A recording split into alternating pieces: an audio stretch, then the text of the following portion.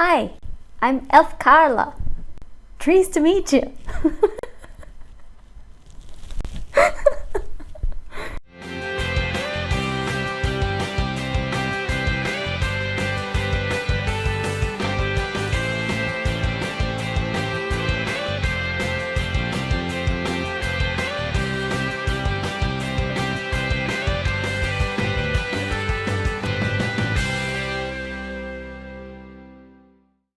Hi everybody, Carla here, and here I am.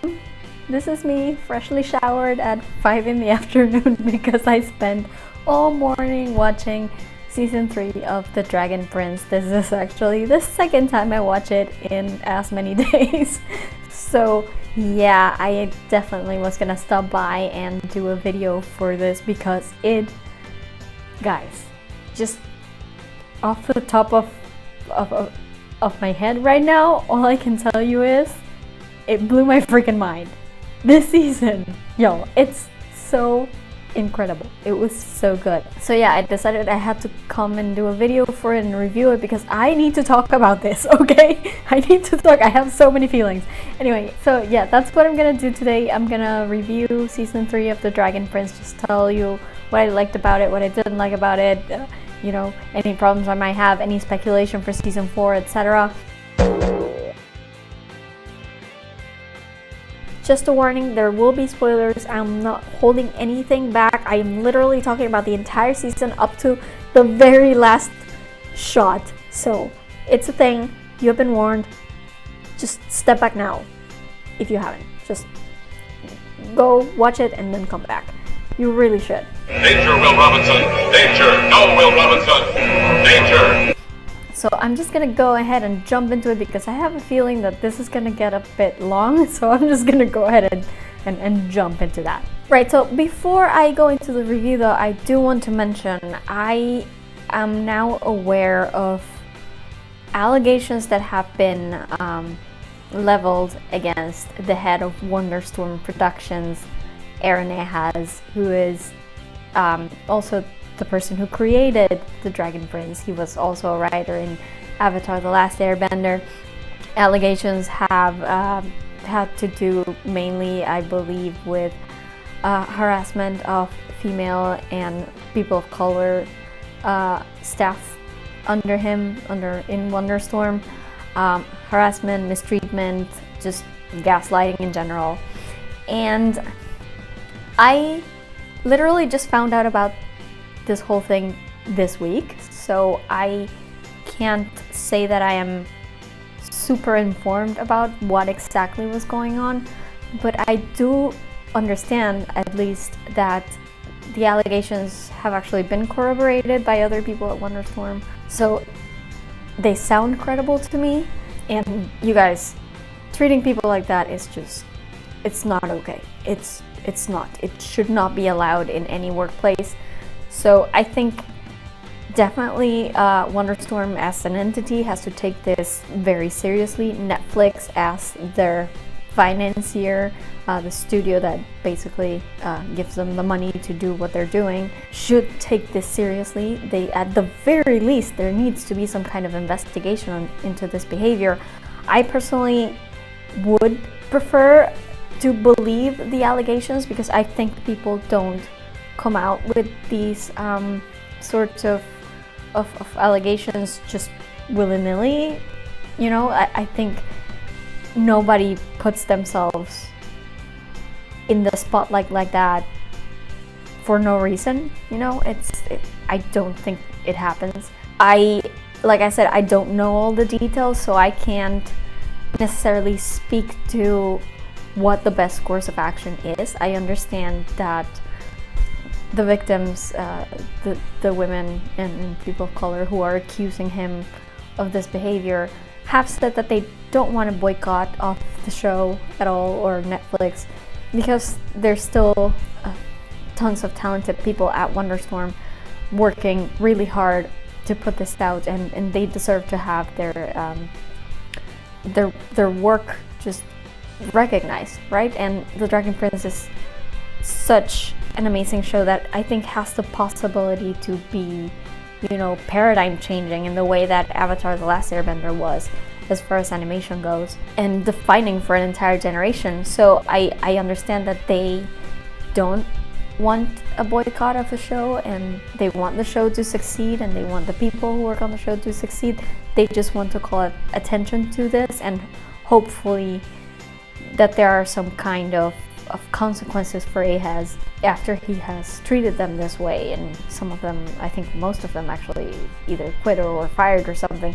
Like I said, I don't have all the details, but I know that you have to take this kind of thing really seriously. At the very least, there should be an investigation.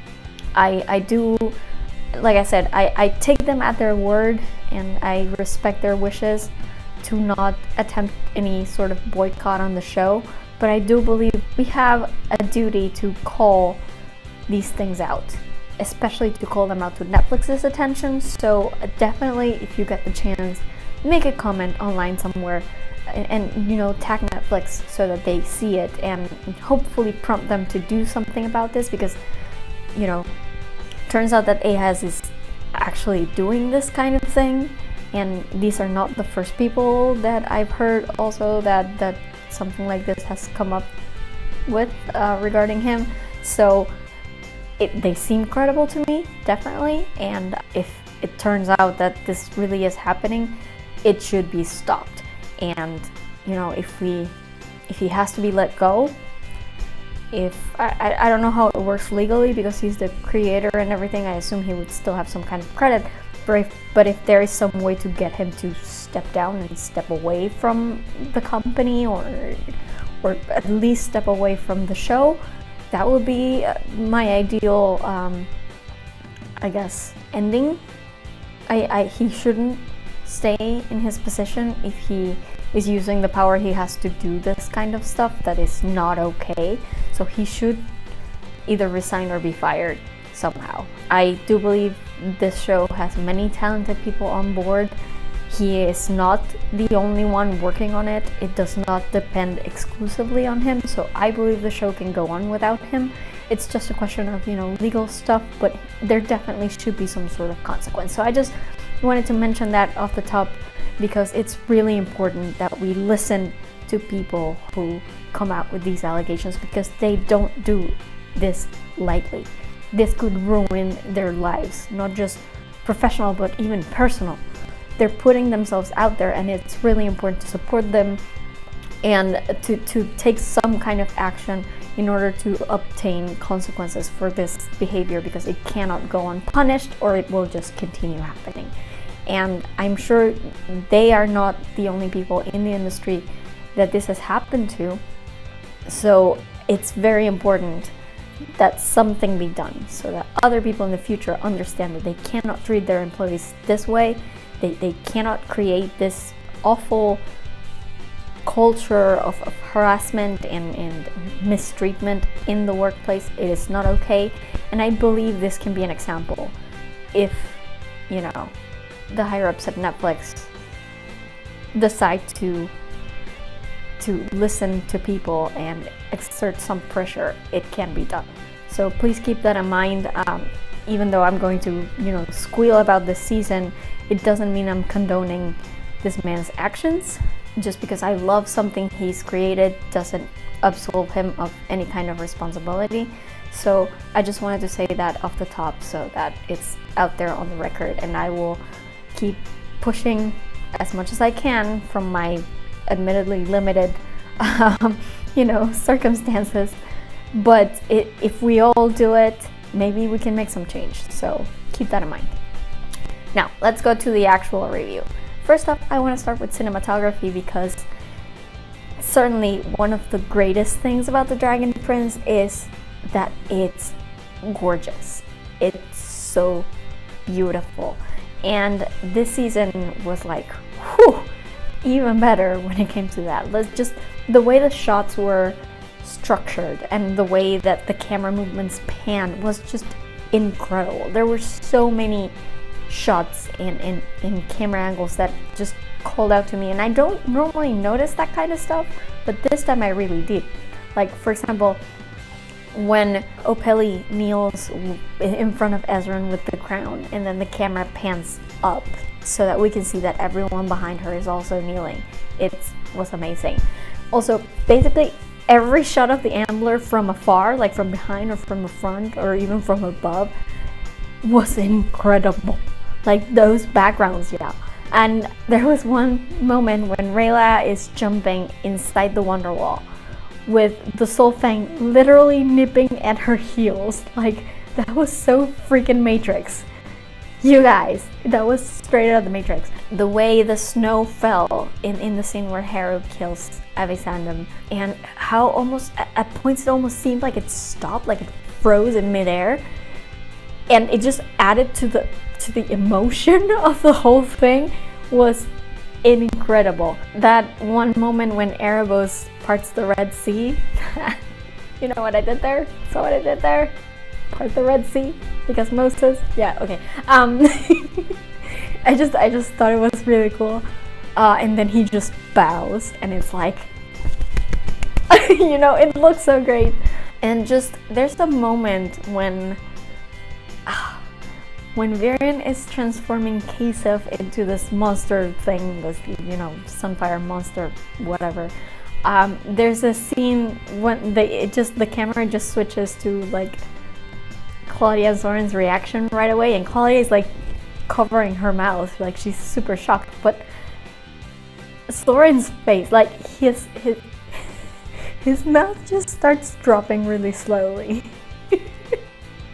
It was a shot that I wasn't expecting, and all of a sudden it told me so much with so little, and I just love that. I do have to say, I'm not normally into fight scenes. That's like not my thing, and I'm sure I've said it like 1,000 times already in this channel. I'm not usually into fights, but I do have to point out when a fight scene is good, and fight scenes in this show are super good. So for me, the best fight scene of the season was Rayla against the Soul Fang Serpents when she's saving Nyx. Oh my god. Yo, that whole sequence, like the camera angles, the choreography, the music, everything was so perfect. I am still picking my jaw off the floor.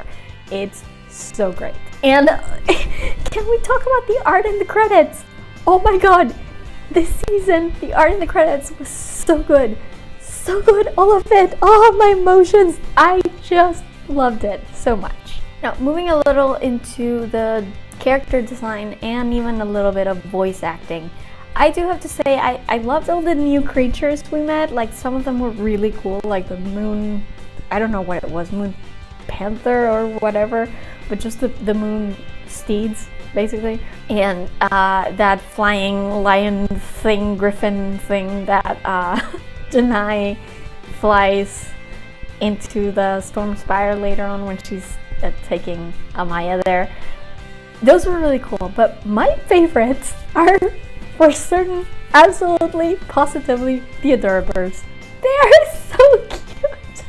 And then Rayla's like, look! They stick together! And I'm just sitting here like, they're so adorable. I love them. I want one in real life. They need to sell these things. I'm just saying. They need to sell Adorabers because that needs to be a thing. Also, the Rambler. I just thought it was so freaking impressive looking. It felt very Lord of the Rings somehow. You know that fight in Lord of the Rings where they bring down, like, not the first Lord of the Rings. I think it was the third one. Return of the King, where they start bringing down the elephants. It felt like that, like really majestic and big and just larger than life, and I really liked that. As far as cities go, I liked Rayla's village, of course, but for me, Lux Aurea was freaking mind-blowing. I mean, it was amazing. Did you see the way that city looks? It's so beautiful. I just loved it so much. As far as voice acting goes, I do have to mention, I literally just found out that Opeli's voice is the same as Rayla's, like the voice actress. It's the same for both. It's Paula Burrows. And I hadn't noticed that until now. And now I can't unhear it. Which is really annoying too. Like, I like not knowing these things because I don't have my brain constantly telling me, oh, she sounds like Rayla every time she opens her mouth, or like trying to pick at the accent or whatever. But now I know, so I guess, yeah, that's one I can't really correct. Also, I adore that each race of elves has their own accent. Like the the Moon Shadow elves are Scottish, I guess. The Skywing elves are English, it seems like. And then the Sunfire elves have these this African/French-ish accent that I just love. Like they it's very characteristic of African cultures, and I love that. It's so hot, by the way. Like, they all sound so good. Oh god. Also, I love that apparently the archdragons can talk. I was not expecting that. I legit expected them to like communicate by telepathy or something, but no, they can talk and speak in English. So that's interesting. It was the first shocker of the season for me, honestly. Let's talk about the pace now. So I feel like the season started a little slow. The first few episodes, especially the first two, didn't really do much for me. It felt like there was a lot of, you know, walking, a lot of going places, but not things actually happening. Ezran in the second episode is basically like just hanging around the castle the entire time, and it wasn't really until maybe episode 4 or 5 that it really started picking up. But then after that point, like after things started picking up, it was like whoosh, like straight down, no handrails. It went by so fast. Like, that is one hell of a trip of a season, and it never lets up from that point on. So like, do I wish that more stuff had happened in the first few episodes? Maybe. I mean, I think season 1 was kind of really good at that, because in the first 2 or 3 episodes it was when Hera was dying and the assassins were around, and the whole plan to take the egg back to Zadia kind of came up. But since then we haven't really had any of the seasons that have started like with a bang. And this was no exception, but I really do love that once it picks up, it never lets up. It just keeps boom, boom, boom, just stuff happening, and I really love it. Also, I do have to point out, one of the things that made the first few episodes seem too long was just the first episode. Because the whole thing with Sol Regem was just too damn long. I mean, it was cool, but it shouldn't have taken an entire episode. It made all the walking they did later seem almost less significant. And by comparison, it made the lack of walking that the others did a little bit more obvious, which I will talk about more later, but it feels like that one episode they didn't go anywhere. It was just, pushing past Sol Regem, and it took forever, and it could have been done a lot shorter, but I understand that they had to fill up that time, but it could have been done better. Now, let's talk about the writing, because the first thing I want to say about the writing is that this season was so funny. So funny. I found it much funnier than previous seasons, in my opinion. Like, there were so many funny things. Like, he wants me to throw up on the dragon? What? Rayla, come on! And then the whole thing with Ezran and the guards, like, the king requesting a tart of jelly, and then, oh, I realized as soon as I said it. I laughed so hard. And then of course the guard's going, that checks out, every time Ezran says anything, basically. Soren's bread sandwich. Good god, this doofus. I can't. Trees to meet you. Trees to meet you too. I am wheezing. And then in the credits, there's like Elf Callum high-fiving a tree. Oh my fucking god. It's so funny. And then, Soren talking really loud about hungry horses. And then he's walking down the thing with the hay, and Bait is glowing.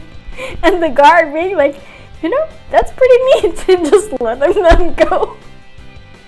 On this show. Hashtag hay is the best. Honestly, I don't know that this was meant to be funny, but when when Nyx kidnaps Zim and Callum's like, she's right, we did forget, you know, that she can fly. It made me chuckle. Noodle-oodlia!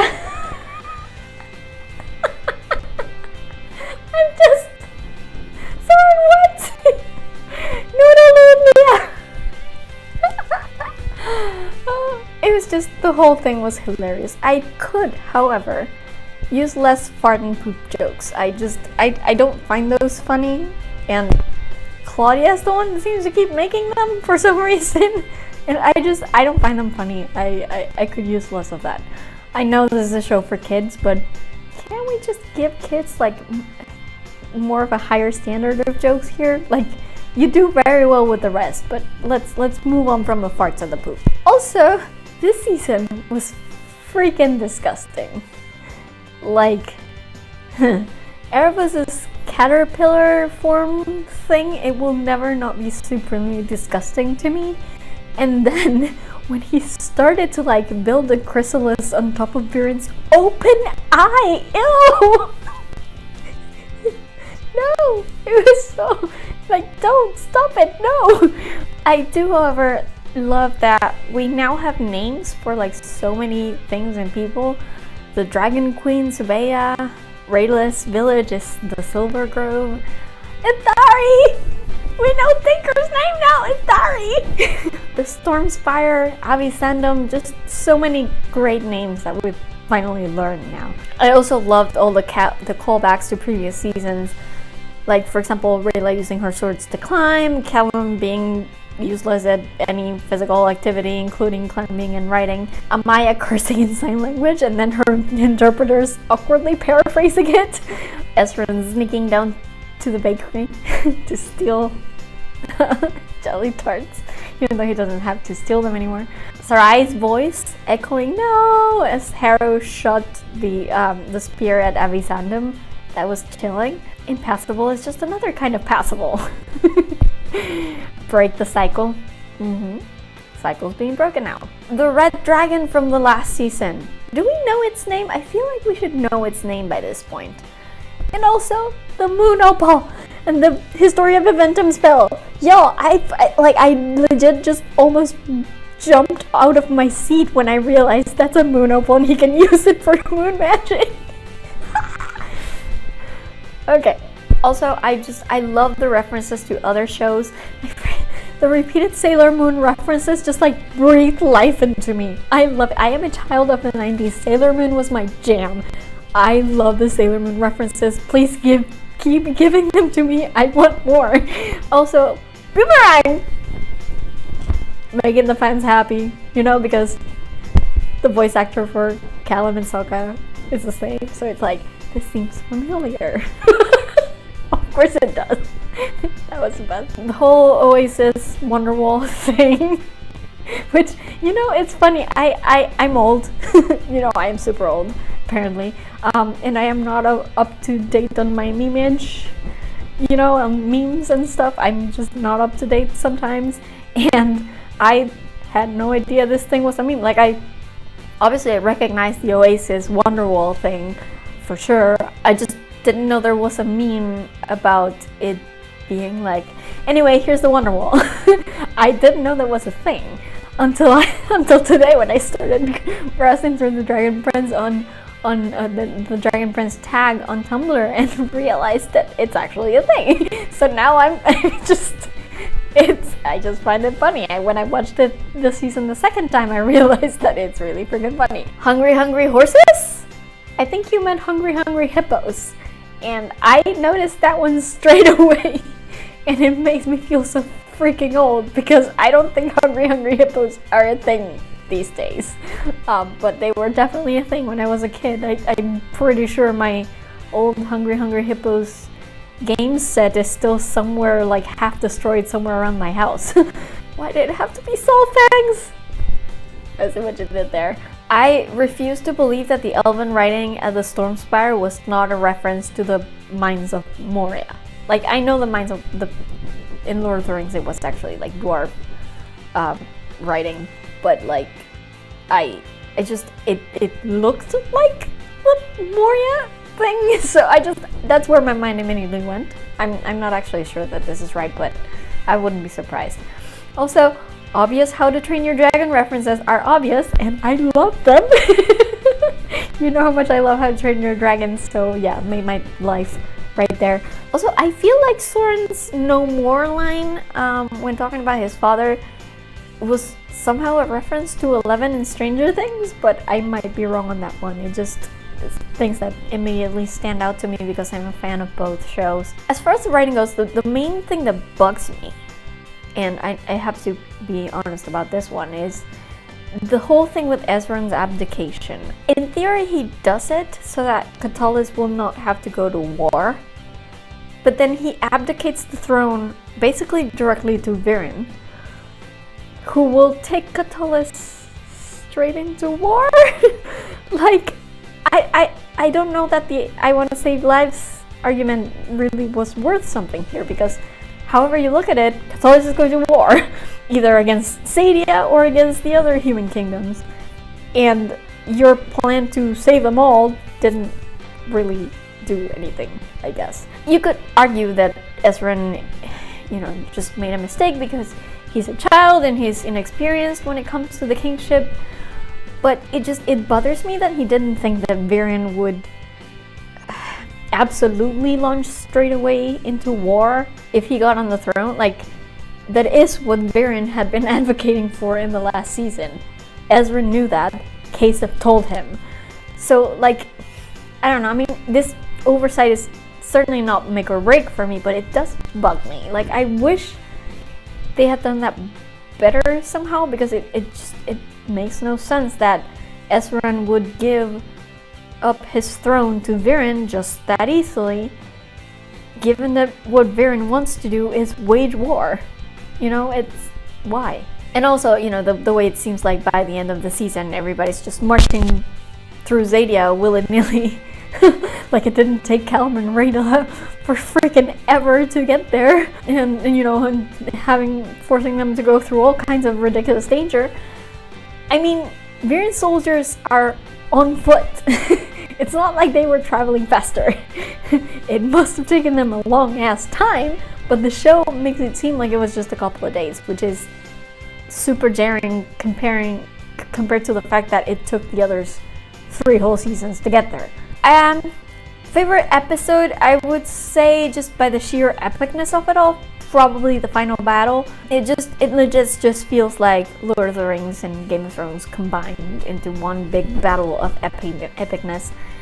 And, this is coming from someone who doesn't generally like battles. And also because, the love confession just made my life. But, epicness aside, it would probably have to be Ghost, because I love Rayla so much, and I've been wanting to learn more about her and her backstory since season 1, and Ghost was just all about that, and I loved it. It was like it was made precisely for me. And also, Runan and Athari are the cutest, and I love. Now let's go into the acting and the characters. Right off the top, I have to talk about Rayla, because this season was so focused on Rayla, and that is a big part of why I loved it so much. I have been wanting to learn more about her and her past in season 1, and God, she's had such a hard life. Like, can we just let her be happy now, please? Like, the entire season, I just wanted to, like, squish my hands through my television screen and just hug her. I love her so fucking much. And, when she realized that even Athari had ghosted her, and just, my heart broke for her. Baby, let me hug you. And she kept refusing to talk about her feelings, and clearly realized me and I am Rayla. This is the thing. And then when they come across Nyx, that response, the whole, thing where she goes, "Hi Nyx, my name is Rayla. They call me Rayla, and I'm in a bad mood, so either you fly away, or I'm gonna use these blades to do something that's gonna cheer me up." And I think that was amazing, and that should be the new, Inigo Montoya, you killed my father, prepare to die. I swear to God, it should be. It's so great. Also, I love that she just gets to showcase over and over and over again how much of a badass she is. The battle with serpents was so good. Ah! And then when they finally get to the lair of the Dragon Queen, she has to face her past and everything and just deal with it. And in the end, she ends up being, Janai actually tells her, the last Dragon Guard. My feels. What are you doing to my feels? Oh my god. And then she fights Viren and she freaking throws herself off the Storm Spire just to kill him and save Sim. Child, why would you hurt me this way? This brave idiot, I swear to Jesus. Oh my god. I can't. I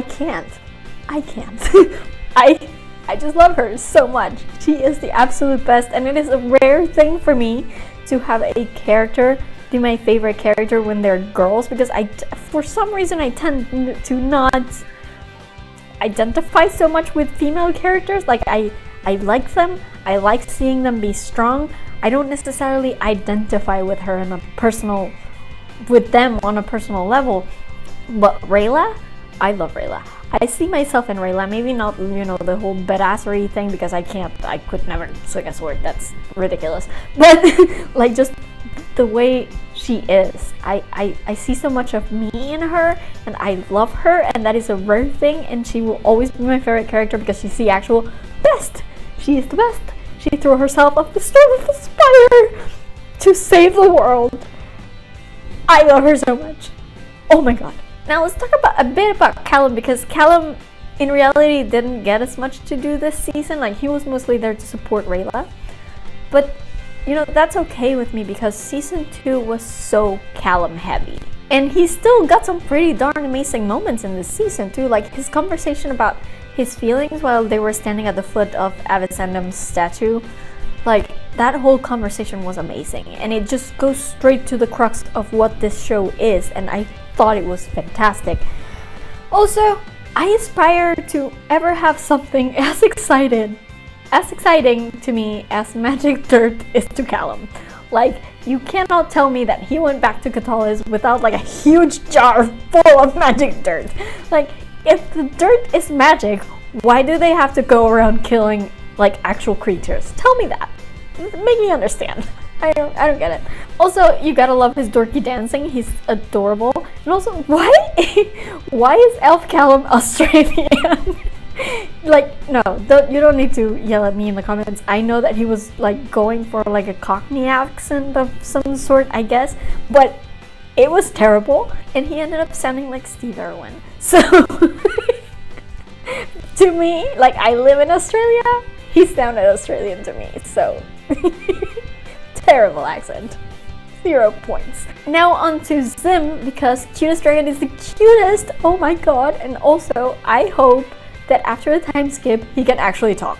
Like, that would make my life. I adore Zim as he is, and I think he's the cutest, and it's great, but I also kind of wish that the show would stop treating him like a pet or like a puppy. I want him to be a character, and actually being able to talk with other people would actually go a long way in that. So I can't wait to see if the time skip, I guess, is long enough for him to have grown up a bit and maybe learn some vocabulary, I guess.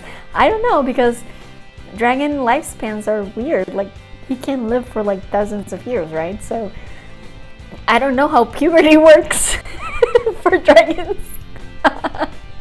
But I guess we'll see. One of the things that I loved about Sim is when they get to Zadia and he gives Callum the high 4. After Rayla's like, oh, whatever, and she just walks up, and then Sim was like, it's so cute.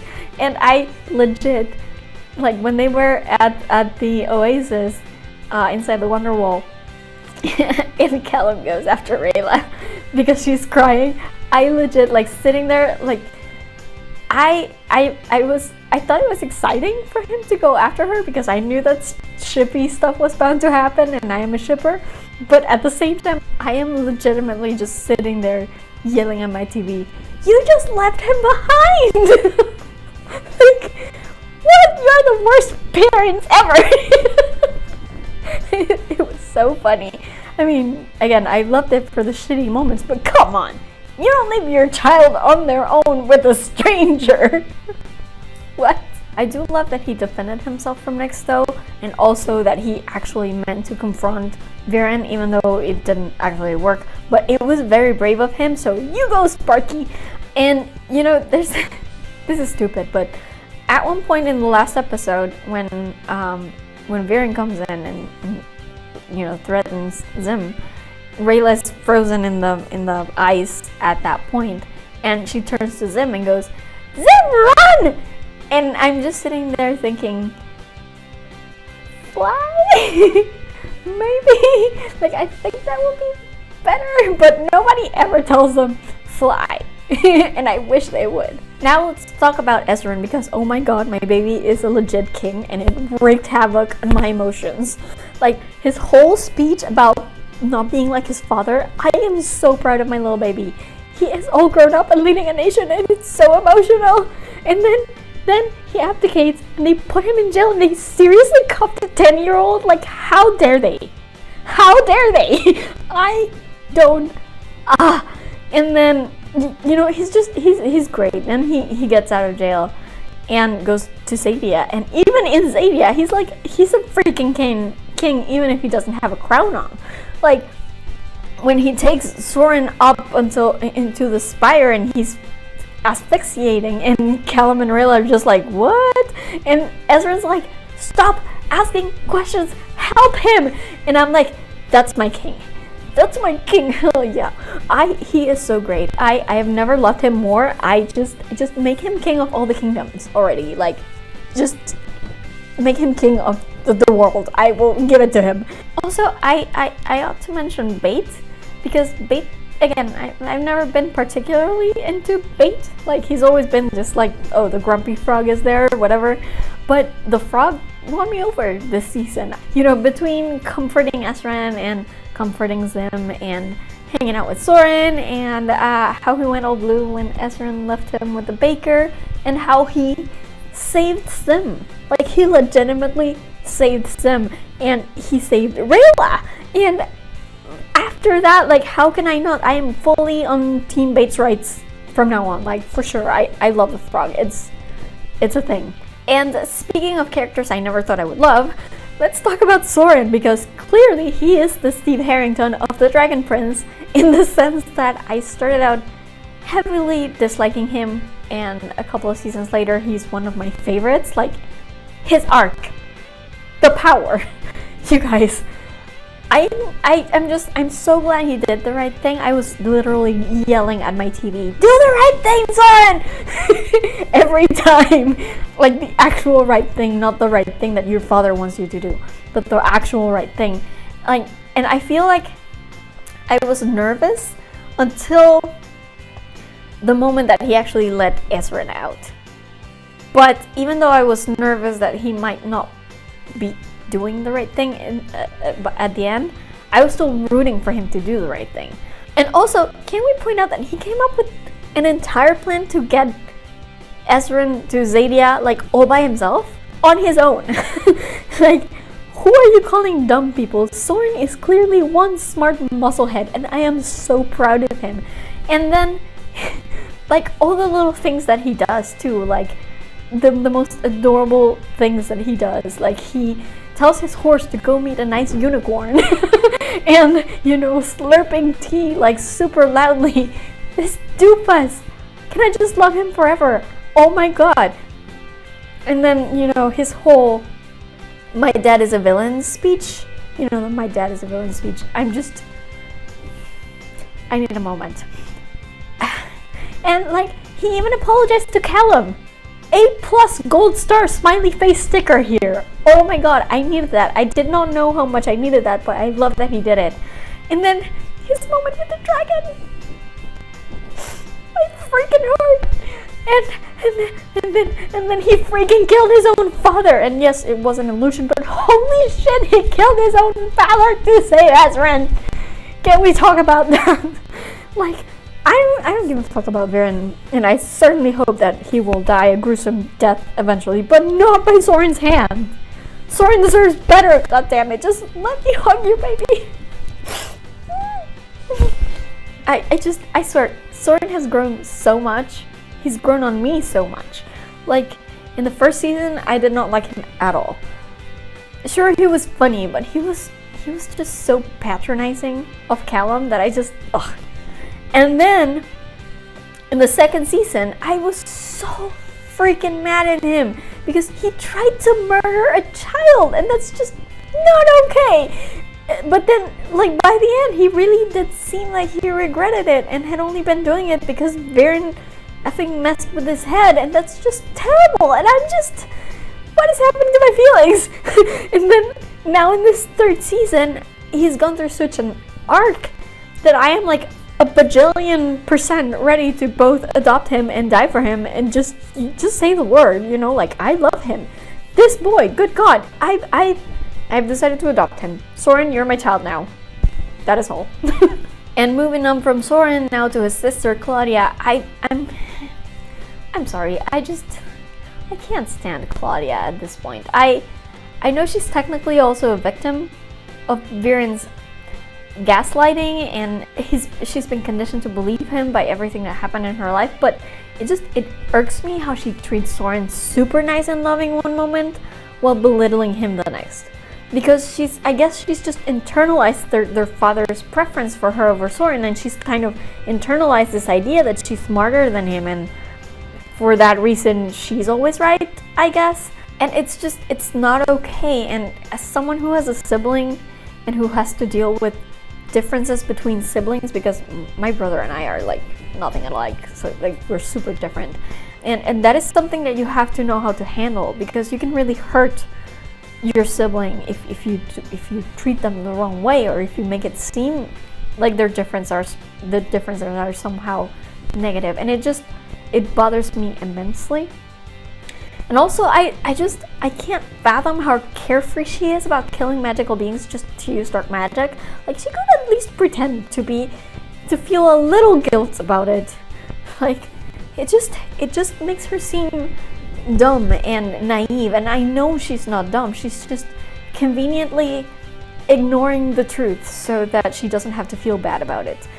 And that seems it reminds me in season 2 when I felt like she was being so manipulative with Callum, and those things connect for me. And then at the end, when she brings Viren back, you can see someone's feet in the background. Like a person, someone on the ground, most likely dead. The implication being that she killed someone, or at least let someone die, in order to use their life essence to bring her father back. And that is just monstrous. Like, nope. I'm out. I'm sorry. It's gonna take a lot for her to come back from that. And I just, nope. I know a lot of people out there like Claudia, and I know a lot of people out there were hoping for her to get redeemed this season, but I'm just not one of those people. I can't get on board with her. I just can't. I'm still hoping she sees the light, you know, for Soren and Callum and Estrin's sake, if anything.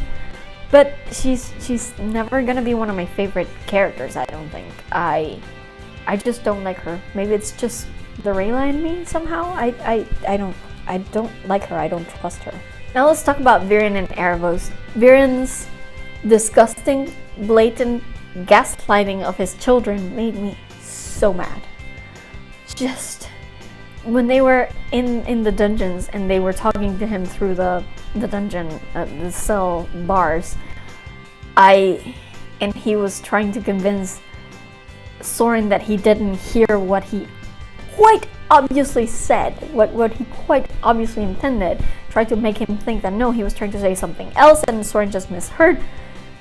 Oh, that made me so angry. It made me so angry. And then for him to try and play the concerned father card with Claudia and you know, just belittling Soren as being dumb, I hate him so much. And his whole spiel about everything he's doing being for the future of humanity, blah blah blah. Go to hell, asshole. Like, seriously, can he just die already? He's quickly reaching Gendo Ikari levels of bastardness here, and I do not say that lightly. because I really, really hate Gendo. He's like my gold standard of evil, bastard, terrible fathers. And if Viren is reaching that point quickly, there's something wrong with him. And he needs to die. He needs to go. Also, one thing that bothered me about Viren is that he has a chrysalis eye now, so he can see Erebos, but how does no one see his chrysalis eye? Like, what the fuck, people? Can you not see that there's something wrong with his eye? Like, people just from the trailer noticed it straight away, and you're standing in front of him and you don't see it. It's weird. And then, of course, when he takes over and he's like speaking to the troops and whatever, and you know, expelling the traitors or whatever it is that he's trying to do, like, them Hitler vibes, they were strong. I see what you did there, writers. Oh, I can't believe he's still alive. God damn it, Claudia. Oh, get your shit together, woman. Erebos is such a mood though. Like, he's such a mood. Everything he does, I'm like, mood. Like, the whole thing with the horse, I mean, for fuck's sake, he didn't even need a horse in the first place, but of course he had to have one, and then he had to like pose on the horse, like lay down and shit. Like, it was so great, the perfection. I love Erebos. That's not to say that I find him inspiring in any way. He's the terrible bastard as well, and he's probably going to die by the end, and I hope he does die, because he wants to take over the world and he's evil and okay, but it's just, he's so freaking entertaining to watch while he does all of that. Now I have to mention Amaya, Janai, Gren. I love Gren so damn much. Like, my first scream of the season was when he came back to the breach. I love that. Also, I need all the animated gifs of Gren and Amaya's hug at the breach, because it was lovely and I adore it and I love them so much. This, like, I need. Janai is so damn cool. Like, so cool. And I do not intend the pun there, but she's just so great. I love her. And Amaya, fuck, she's so hot. Like, I could not stop staring at her when she was being held by the Sunfire Elves, and you know, she had like a 3/4 sleeve outfit, and it was just, I guess that's the outfit she wears under her armor, but it just, that outfit is a look. She looked awesome, and I could not stop staring at her the entire time she was wearing that, like, just that, the shirt. And I love how the queen then goes like, a human with a pure heart, how original. Like, that's it, that's the tea, that's Amaya. That's it. Of course, we knew that from day one. Now to Atali and Nyx. Like, first off, I need to know who Atali's voice actor is for reasons, because I loved his voice, and it kind of reminded me of Richard Madden there a bit, which is a good thing because I love Richard Madden. And just, I need to know who the voice actor is so I can stand them forever. This is the thing that needs to happen. Also, I have such a girl crush on Nyx. Like, she's this weird, like, pre-rebellion Han Solo type scoundrel, and I love her. Even though, you know, every time I see her flying, my brain breaks a little because her wings are so low on her back that, like, physics, you know, it's my science brain, I can't turn it off. But she is so cool, and I love her accent, by the way. She's so great. Now into some miscellaneous characters. I want Opeli's boots. I had never noticed them before. I did notice them in this season, and I want them. Also, I sure hope that Corvus is actually added to the council, because I think he is great at giving Ezran advice and just support, and I think he needs to be there. Also, I am Corvus. I was specifically requested. I am so putting that on my business cards. Like, job title, specifically requested. Crowmaster! Yes! I love the Crowmaster. And also, the Crow Lord obviously needs to be fired. He's literally never in his post. I'm just saying. Kasef, just go home. He got on my bad side as soon as he got all patronizing of my baby Ezran, and I just like, get the fuck off, you jerk face. I'm so glad he's dead now. Like, I hate him. Also, who was that rando who totally gave Kasef his evil idea to depose Ezran though? Like, who is this guy and where did he come from and why is he subservient to Varen apparently? I am in love with Cassie or Casey, I don't know how to pronounce it, but they are the Sunfire linguist and I love them. They're great. That is all. Like, cutest new character for sure. Also, I need to know how Anya survived the Shadow Assassin's attack. Why would they not show us that? Why would they not even mention it? Like, 2 kings died. One of them is in critical condition. And Anya lives because she's the best. I know, but I wanted to see how she lived. And we never got it. Also, we love one sweet badass rolling pin wielding Baker, who is the actual best. That's another amazing character arc, by the way. Like, he was literally like old man yelling at cloud, like the meme old man yelling at cloud in the first season with, you know, Ezran stealing the jelly tarts, and he's come so far. Like, he's one of the team now. I love it. Also, so nice to see Marcos back and being awesome too. I kind of wish that he had some kind of interaction with Rayla though. Like, you know, if she's, oh god, my fanfic brain just turned on. If she's actually like gonna end up with Callum and like marrying Callum and stuff, she's gonna be a princess, right? And as princess, she should have an escort of some sort. That should be Marcos. I love this idea. Somebody please write it. I don't think I will have like either enough time or enough of an actual idea to write it in a fanfic anywhere, but someone needs to writing it. Someone needs to write it, so I'm putting it out there into the universe. Just take it and let me know if you do write it, because I will be reading it. Hashtag get Marcos an Elven girlfriend 2019. Lovely to see Lujane again too. It also it cracks me up that she just decides to go troll humans for kicks. I love her. And apparently gets a human boyfriend in the process, if the end credits illustrations are to be believed. Like, I love her. Jane is the best. Also, I do have to say, it hurts me that we keep seeing Harrow make the worst possible decisions all the time now. Like, can we maybe see some more of his good moments maybe next time? Like, I don't want to be angry at him anymore. But this season, every time he was out there and letting himself be manipulated by Varen, he just made the worst decision he could possibly make, even though Sarai was probably yelling in his ear not to do it. And it makes me angry at him, and I don't want to be angry at Harrow anymore. I want to see his loving side. I want to see him taking care of his children. I want to see more of that. Let's just... Yes, Harrow made a lot of awful choices. We know. Let's just move past that now, please. And also just... Anya! Freaking Anya! She saved the whole entire fucking campaign! Because... Anya! Because she's awesome, and it's like... At the moment she popped up in the battle, it's like my life came right back into my body. Like, seriously, this girl is the actual best, and I love her for freaking ever, and I sure freaking hope that we get to see her again next season. Now, let's talk about, of course, the shipping and the family relationships and just inter-character relationships, because I think they're great. I have to start with the obvious, and it's just my OTP for this show, Callum and Rayla. First off, like right off the top, all the awkwardness and blushing, I'm just like straight up, first episode already awkward, already blushing, I'm overcome.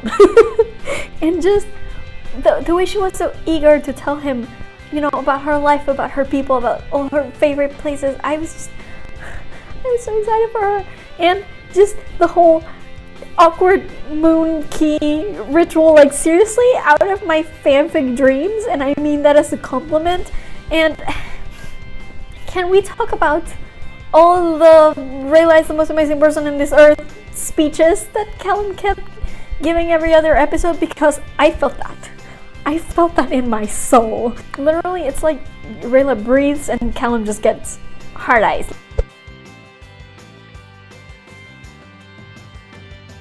Like, that's their dynamic this season, and it's amazing. The awkwardness with the blankets. God, that will fuel fanfiction for years. I just know it, and it makes me it makes my soul sing, and I just want to like fling myself into the sun. I'm so happy that this is a thing. Also, Nyx ships them so hard, and I approve.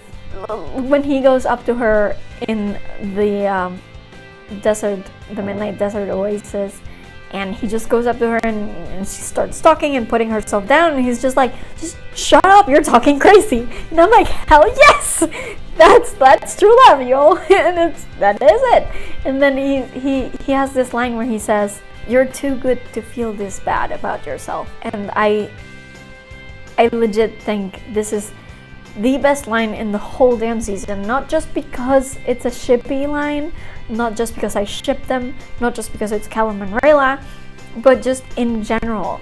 Like, for people who are feeling down or feel like they've disappointed the people they love, or feel like they will never amount to anything, that is the key. It's like other people just letting them know that they see them just as well, and they don't see the same thing. And it's super important because Callum went through all of this in season 2 particularly, and it was his desire to find the one thing he's good at with magic, and that was very directly because of Rayla, really. Like, if she hadn't called him a mage, I don't know that he would have gone down that path, and she helped him so much, and she supported him through all of that, and it was his turn then to support her, and I think it was lovely, and that line I just adored. And then the kisses, so many kisses, like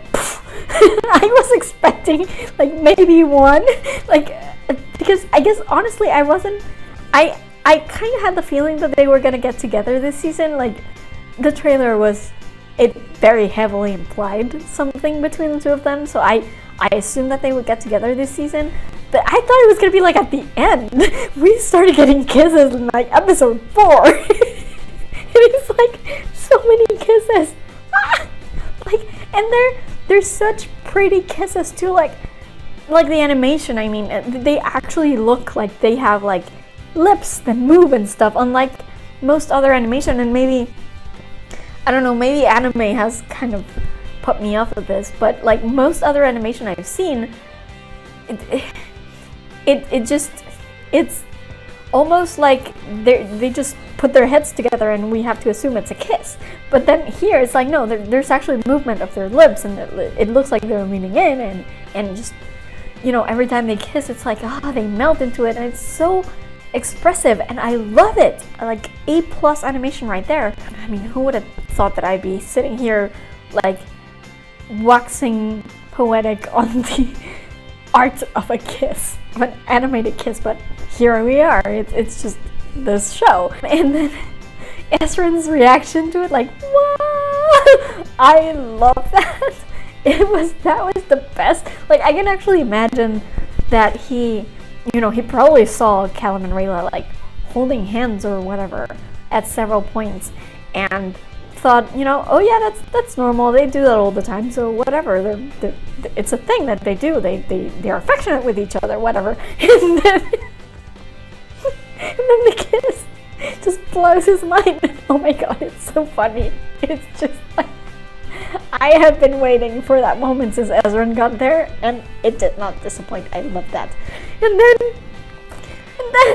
she gives him the necklace.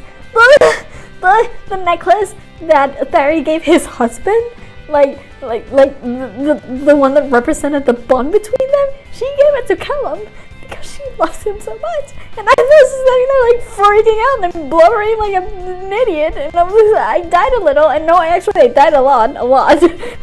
And it's just and when he tells her about her parents, and like, she realizes that she's been worrying about nothing, and then they have to decide what to do, and she's like, what do I do now? And Callum is like, it's your choice, no one else's.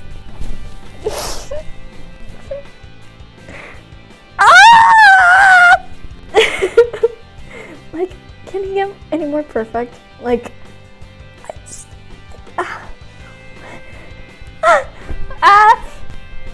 oh shit. And then he just like, he throws himself after her, and I'm just, and then his love for her gave him the strength to access the spell. I need a moment. Actually, I need several moments, like perhaps the rest of my life. I am never getting over this. This whole, like, I feel like that whole sequence since the point where like Rayla jumps off with Viren until the point where they start flying up again, like that entire sequence, that's just the end of me, okay? like that entire sequence just killed me. I am dead now. The person you're seeing right now is a ghost. Like an actual ghost. But like I don't even have words. Guys, I don't have words. Now let's talk about Runan and Ithari, because they were only like, we only really saw them in one episode, but dude, what an episode. His lines, their conversation, like, my heart goes out with this one, and then Runan says, don't worry, I promise I will return your heart to you.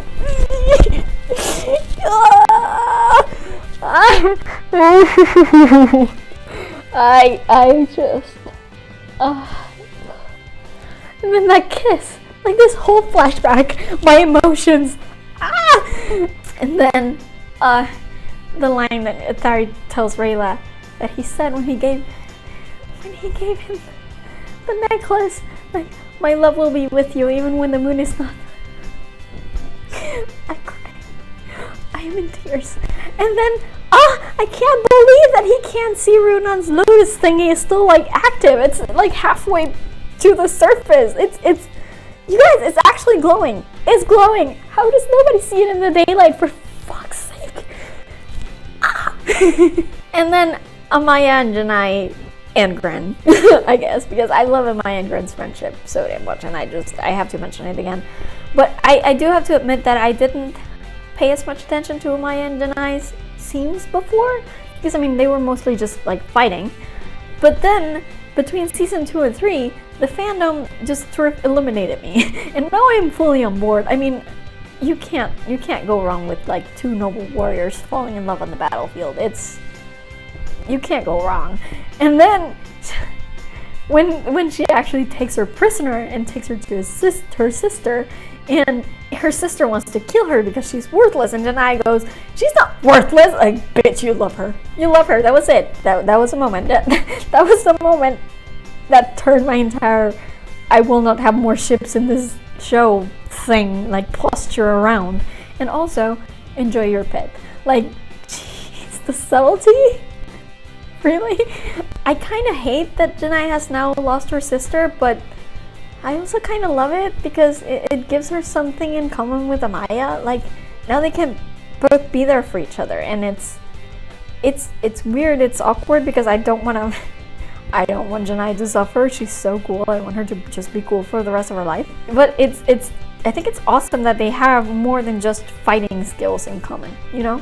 And then there's Rayla's parents and her whole family. Like, I sure hope this fucking ghost thing got snipped in the bud, because Rayla's going to need to reunite with her family, okay? And it is ridiculous that the only one of them who hasn't been trapped in a coin by Viren is purposely ignoring her. Like, Ithari, come on! Find a way to break this stupid spell. Like, seriously? Can we just let Rayla be happy for a little bit? Just a little bit. Please. It's obvious that he still cares about her, though, so that made me, like, really emotional. I just... and that in the illustration in the credits where he's braiding Rayla's hair, my god, my heart! Like, that was my favorite illustration out of all of them. And I really loved, like I said before, I really love this season's illustrations, but that one is bar none my favorite. And I don't know, I'm just... Surely the spell can be reversed, because they need to be a family again. Like, please, elven gods or whatever, like, please. Last but not least, I do have to go into, like, loose end speculation and things we need to see in season 4, because I am certainly hoping that this thing gets renewed, and, you know, from the excitement that people have online, I think it will be. it's a very quick turnaround show, so I don't see why it wouldn't be like they wouldn't let it go 7 seasons. They do like 2 seasons a year, so it's not like it's a super high commitment or anything. But again, like I said earlier, I do think this show has the opportunity of being transcendental in pop culture, the way that Avatar: The Last Airbender was. Like, everybody knows Avatar: The Last Airbender. It changed animation in the best way possible, and I do feel that The Dragon Prince has a shot of being this generation's Avatar: The Last Airbender, not just because of the connections between the two shows, but because it really does things that animated shows just have not done before. And it has, even though it's animated, it is every bit as good a fantasy story as, say, Lord of the Rings or Game of Thrones is, without the adult aspects. And I think it's great. I think it can go very far, so I am fully expecting a 4th season. I've certainly already watched it twice in 2 days, so, and I will rewatch it over and over again, I'm sure. I have to, like, when I get back home, I'm definitely watching it with my brother. So yeah, they do have to, you know, the whole mess with Ahaz notwithstanding, I feel like they do have to renew it.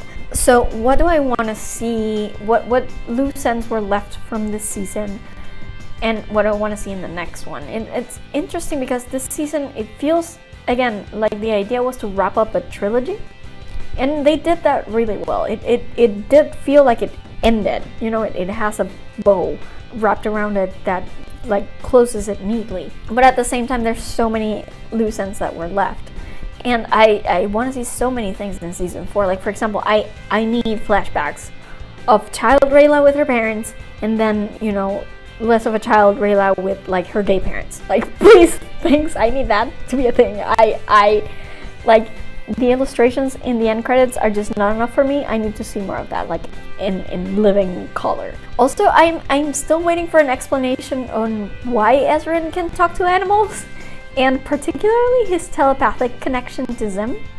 Like, why is that a thing? Don't just hand wave it with magic. It needs to be explained. Also, obviously, we need to learn Erebos' backstory, especially his backstory with Avisandum. I'm just so curious about that, because obviously, they're hinting at the idea that Erebos was the one who gave the first dark mage the staff, right? Like, that's what they were hinting at. So is that why he got imprisoned? I'm super curious. And I obviously assume, since Viren is still around and Erebos is apparently coming back to, like,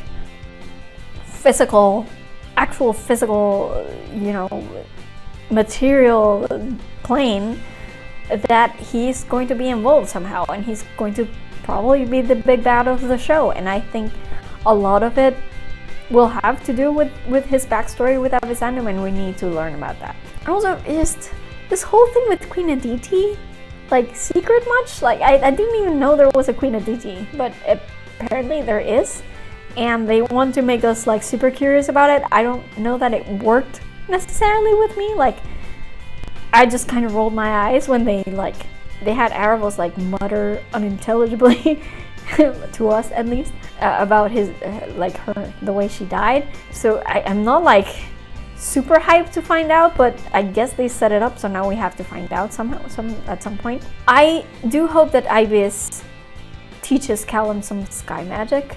I understand they were pressed for time here, and, you know, Callum figured it out by himself anyway, because he's just that amazing. But it'd be super cool to see Callum like as a full sky mage by the time the time skip happens, because I believe they said at some con this summer that the next season will involve a time skip.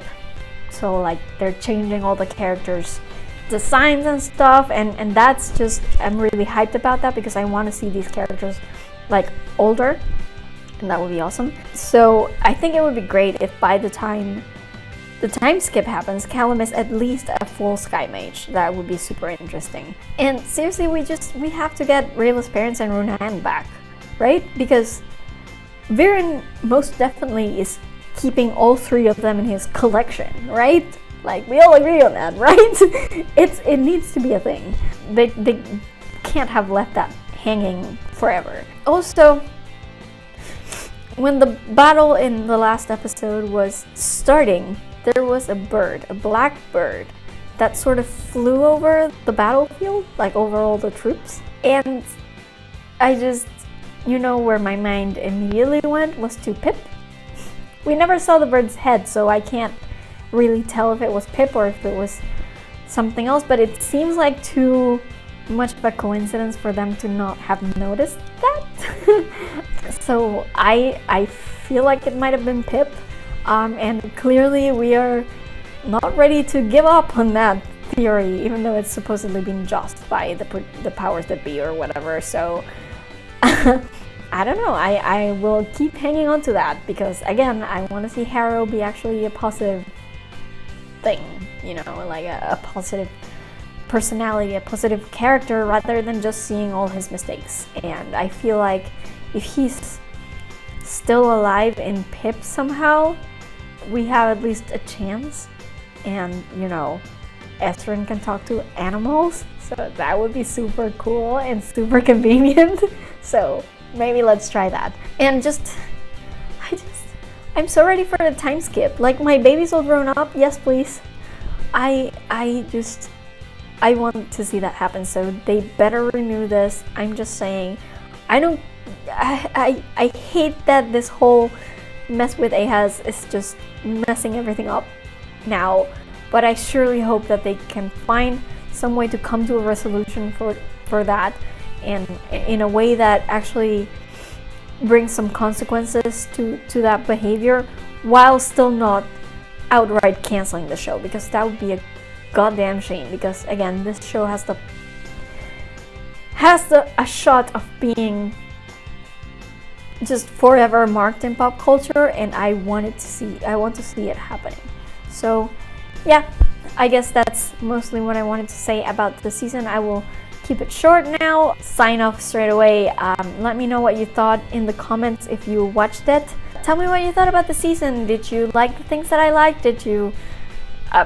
Were there any other things that you didn't like that maybe I didn't mention? So be sure to point that out in a comment if you are so inclined. I really do like hearing from other people when it comes to these things and my favorite shows. Let's start a conversation. I really need to vent a lot about this season. If you like this video, give me a thumbs up. If you like my stuff, please subscribe to my channel. I'm always happy to see people, commenting and sharing and liking and subscribing. It really does help me a lot with pesky YouTube algorithms, which are just stupid and annoying, but it's a thing that we have to live with. So let's see. In the meantime, you can find me on social media. I am on Twitter and Instagram @girlsareweird with underscores between the words, and I am on Tumblr @girlsareweird with hyphens between the words. You can also, if you would like to follow my Twitter, a Twitter account that is just my thoughts on fandom stuff without anything else, like politics or real life or science or that kind of stuff. If you want to see just my fandom posts, then you want to follow FreakingNarnia_ on Twitter, because that is a curated feed of all my fandom tweets, basically, that I just reblog there. And it might be more your taste, I guess. You can find a Facebook page for this vlog at facebook.com/FreakingNarnia. And as usual, you should visit my main website at FreakingNarnia.com. All my videos are up there, so in case you missed any in the past, be sure to stop by and check it out. They're all up in there. Also, remember that I have a Redbubble store where you can see art that I made based on my favorite quotes from my favorite fandoms, and then you can use that art to print on different sorts of merchandise, such as coffee cups, computer covers, bags, that sort of stuff. It's really cool, and it really does help me a lot, so be sure to check it out, and maybe purchase something if you're in the mood. It really does help. If you want to have this video, these talks from Freaking Narnia in podcast format, then what you want to do is subscribe to my Patreon page at patreon.com/FreakingNarnia. These videos then go up in podcast form over there on the exact same day they're uploaded to YouTube, so you definitely want to do that if you don't want to miss anything. And I know that a lot of people prefer to actually hear these things in podcast form, so that's one thing that you should do. I think that's about it, I guess. So I don't know what I'll be talking about next. It depends on what comes up. I know there was a Star Wars TV spots are coming up and whatever. I don't know if I'll have time to talk about any of them, but I will definitely try my best to come back if something happens on Attack on Titan maybe next month. It's hard for me with Attack on Titan because I feel like talking about one specific chapter is just not enough, so I'm waiting until I get more that I can actually talk about.